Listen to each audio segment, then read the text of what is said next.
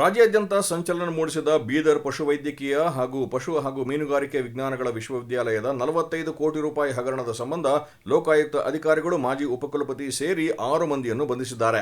ವಿಶ್ವವಿದ್ಯಾಲಯದ ಮಾಜಿ ಉಪಕುಲಪತಿ professor H D. Narayanaswamy 2017-18ರ ಅವಧಿಯಲ್ಲಿ ವಿವಿಯ ಹಣಕಾಸು ನಿಯಂತ್ರಣಾಧಿಕಾರಿಯಾಗಿದ್ದ ಕೆ.ಎಲ್. ಸುರೇಶ್, ಮೃತ್ಯುಂಜಯ ಹಿರೇಮಠ ಹಾಗೂ ಇತರೆ ಅಧಿಕಾರಿಗಳಾದ ಬೋಪಣ್ಣ, ಮಂಜುನಾಥ ಹಾಗೂ ರಾಮೇಗೌಡ ಬಂಧಿತ ಆರೋಪಿಗಳಾಗಿದ್ದಾರೆ. ಕಳೆದ 2017-18ರ ಅವಧಿಯಲ್ಲಿ ವಿಶ್ವವಿದ್ಯಾಲಯದ ಸಾಮಗ್ರಿ ಖರೀದಿಯಲ್ಲಿ ನಕಲಿ ಬಿಲ್ಗಳನ್ನು ಸೃಷ್ಟಿಸಿ 45 ಕೋಟಿ ರೂಪಾಯಿಗೂ ಅಧಿಕ ಹಣ ಲೂಟಿ ಮಾಡಿರುವ ಆರೋಪದಲ್ಲಿ ಸಿಲುಕಿದ್ದಾರೆ. ಈ ಸಂಬಂಧ ದೂರು ಆಧರಿಸಿ 2021ರಲ್ಲಿ ಲೋಕಾಯುಕ್ತ ಪೊಲೀಸರು ವಿಶ್ವವಿದ್ಯಾಲಯದ ಕುಲಪತಿಗಳ ಕಚೇರಿ, ಅವರ ನಿವಾಸ ಸೇರಿದಂತೆ ಇತರ ಕಡೆ ದಾಳಿ ನಡೆಸಿ ಹಲವು ದಾಖಲೆಗಳನ್ನು ಸಂಗ್ರಹಿಸಿದ್ರು.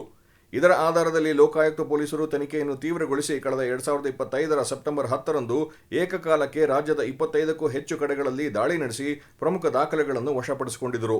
ಈ ಹಗರಣದಲ್ಲಿ ವಿಶ್ವವಿದ್ಯಾಲಯದ ಉನ್ನತಾಧಿಕಾರಿಗಳು, ಸಿಬ್ಬಂದಿ ಹಾಗೂ ಖಾಸಗಿ ಎಂಟರ್ಪ್ರೈಸಸ್ ಮಾಲೀಕರು ಶಾಮೀಲಾಗಿ ಯಾವುದೇ ಸಾಮಗ್ರಿ ಖರೀದಿಸದೆಯೇ ನಕಲಿ ಬಿಲ್ಗಳನ್ನು ಸೃಷ್ಟಿಸಿರುವುದು ಸಾಬೀತಾಗಿದೆ.